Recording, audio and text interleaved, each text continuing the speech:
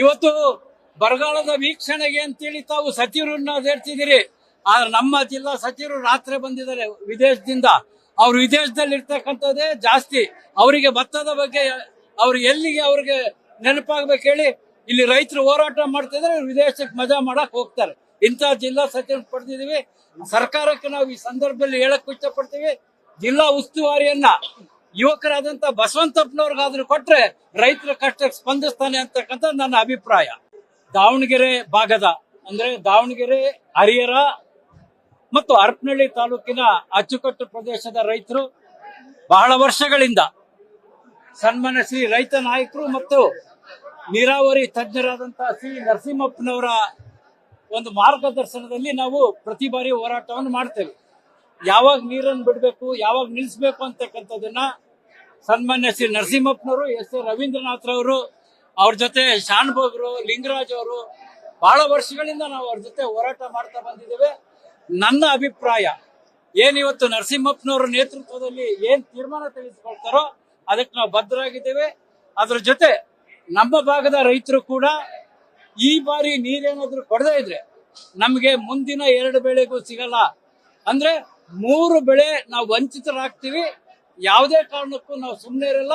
ಈಗಾಗಲೇ 171 ಅಡಿ ಸಮೀಪ ಡ್ಯಾಮ್ ಭದ್ರಾ ಜಲಾಶಯದಲ್ಲಿ ನೀರಿದ್ದು ಸರ್ಕಾರ ತತ್ಕ್ಷಣ ಭತ್ತದ ಬೆಳೆಗೋಸ್ಕರವಾಗಿ ನೀರನ್ನ ಕೊಡ್ತಕ್ಕಂಥ ತೀರ್ಮಾನ ತೆಗೆದುಕೊಳ್ಬೇಕು. ಇಲ್ಲದೆ ಹೋದ್ರೆ ನರಸಿಂಹಪ್ಪನವ್ರ ನೇತೃತ್ವದಲ್ಲಿ ಯಾವ ತೀರ್ಮಾನ ತೆಗೆದುಕೊಳ್ತಾರೋ, ಯಾವುದೇ ಹೋರಾಟ ಕೈಗೊಂಡ್ರು ಕೂಡ ಸಂಪೂರ್ಣವಾಗಿ ಹರಿಹರ ತಾಲೂಕು, ದಾವಣಗೆರೆ ಮತ್ತು ಹರಪನಹಳ್ಳಿ ತಾಲೂಕಿನ ರೈತರು ಆ ಹೋರಾಟದಲ್ಲಿ ಭಾಗವಹಿಸ್ತೀವಿ. ಸರ್ಕಾರಕ್ಕೆ ಎಚ್ಚರಿಕೆಯನ್ನ ಕೊಡ್ತಾ ಇದ್ದೀವಿ, ನೀವು ಅಲಕ್ಷ್ಯ ಮಾಡಬೇಡಿ. ಇವತ್ತು ಬರಗಾಲದ ವೀಕ್ಷಣೆಗೆ ಅಂತೇಳಿ ತಾವು ಸಚಿವರನ್ನ ಸೇರ್ತಿದ್ದೀರಿ. ಆದ್ರೆ ನಮ್ಮ ಜಿಲ್ಲಾ ಸಚಿವರು ರಾತ್ರಿ ಬಂದಿದ್ದಾರೆ ವಿದೇಶದಿಂದ. ಅವ್ರು ವಿದೇಶದಲ್ಲಿ ಇರ್ತಕ್ಕಂಥದ್ದೇ ಜಾಸ್ತಿ.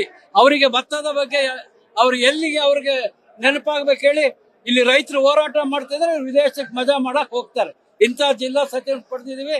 ಸರ್ಕಾರಕ್ಕೆ ನಾವು ಈ ಸಂದರ್ಭದಲ್ಲಿ ಹೇಳಕ್ ಇಷ್ಟಪಡ್ತೀವಿ, ಜಿಲ್ಲಾ ಉಸ್ತುವಾರಿಯನ್ನ ಯುವಕರಾದಂತ ಬಸವಂತಪ್ಪನವ್ರಿಗಾದ್ರೂ ಕೊಟ್ರೆ ರೈತರ ಕಷ್ಟಕ್ಕೆ ಸ್ಪಂದಿಸ್ತಾನೆ ಅಂತಕ್ಕಂಥ ನನ್ನ ಅಭಿಪ್ರಾಯ. ಧನ್ಯವಾದ. ಸರ್, ಈಗ ಇದ್ರಲ್ಲಿ ನೀರು ಕುಡಿಯಕ್ಕಂತೂ ಬೇಕು, ಅದಕ್ಕೆ ಬೆಳೆಗೆ ಬೇಡ ಅಂತ ಸರ್ಕಾರನೇ ಹೇಳಿದೆ ಸರ್. ನೋಡಿ, ಸರ್ಕಾರ ಹೇಳಿದಂತ ಸಂದರ್ಭದಲ್ಲಿ ಮಳೆ ಇರಲಿಲ್ಲ. ಸಂಪೂರ್ಣವಾಗಿ ಭದ್ರಾ ಜಲಾಶಯಕ್ಕೆ ಒಳ ಹರಿವು ಕಡಿಮೆ ಆಗಿತ್ತು. ಅದು ಆ ಸರ್ಕಾರ ತೀರ್ಮಾನ ತೆಗೆದುಕೊಂಡ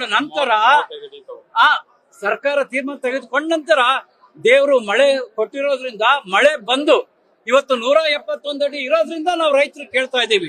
ಡ್ಯಾಮ್ ನಲ್ಲಿ 135 ಅಡಿ ಇದ್ರೆ ನಾವೇನ್ ಕೇಳ್ತಾ ಇದ್ದಿಲ್ಲ. ಸರ್, ಈಗ ಇದು ಅವರು ಬರೀ ಮಂತ್ರಿಮಂಡಲ ರಚನೆ, ದೆಹಲಿ ಪ್ರವಾಸದಲ್ಲಿದ್ದಾರೆ. ಒಂದು, ಎರಡನೇದು ನಾವು ಕೂಡ ತಿಳ್ಕೋಬೇಕು. ಸುಮಾರು 165 ಅಡಿ ಇದ್ದಾಗ ನಾವೇನಾದ್ರು ನೀರ್ ಕೊಟ್ಟಿದ್ದೆ ಆದ್ರೆ ಅಕಸ್ಮಾತ್ ಕೊನೆ ಸಂದರ್ಭದಲ್ಲಿ ತೊಂದರೆ ಆಗ್ತಾ ಇತ್ತು. ನಾವು ಕೂಡ ಅರ್ಥ ಮಾಡ್ಕೋಬೇಕಲ್ಲ. ಈಗ 160 ಅಡಿ ಇದ್ದಾಗ ನೀರ್ ಕೊಡ್ರಿ ಅಂದ್ರೆ ಕೊನೆಗೆ ಭತ್ತ ಬರೋ ಟೈಮಲ್ಲಿ ನೀರ್ ಕೊಡಕ್ ಆಗಲ್ಲ. ಆದ್ರೆ ಈಗ ಸಮಸ್ಯೆ ಇಲ್ಲ. ಈಗ 171 ಅಡಿ ಇದೆ. ಇನ್ನೂ ಕೂಡ ಪ್ರತಿನಿತ್ಯ 8 ರಿಂದ 10 ಸಾವಿರ ಕ್ಯೂಸೆಕ್ಸ್ ನೀರ್ ಬರ್ತಾ ಇದೆ. ನಮಗೆ ವಿಶ್ವಾಸ ಇದೆ ಈ ಬಾರಿ ಭತ್ತದ ಬೆಳೆ ನಾವು ಬೆಳಿತೀವಿ. ಸರ್ಕಾರ ನೀರನ್ನ ಕೊಡ್ಲೇಬೇಕು, ಇಲ್ಲದೆ ಇದ್ರೆ ಭಾರಿ ಹೋರಾಟವನ್ನು ಎದುರಿಸಬೇಕಾಗ್ತದೆ. ಧನ್ಯವಾದ. ಬರುವ ಅಧಿವೇಶನದಲ್ಲಿ ನಮ್ಮ ಭಾಗದ ರೈತರ ಪರವಾಗಿ ಭದ್ರಾ ಜಲಾಶಯದಿಂದ ನೀರು ಕೊಡ್ಲಿಕ್ಕೆ ನಾವು ಸರ್ಕಾರದ ಗಮನಕ್ಕೆ ತರ್ತೇವೆ. ಆ ಸ್ಪಂದಿಸದೇ ಇದ್ರೆ ಅಲ್ಲೇ ಬೆಂಗಳೂರಿನಲ್ಲೇ ಹೋರಾಟವನ್ನು ಕೂಡ ನಾವು ಪ್ರಾರಂಭ ಮಾಡ್ತೇವೆ.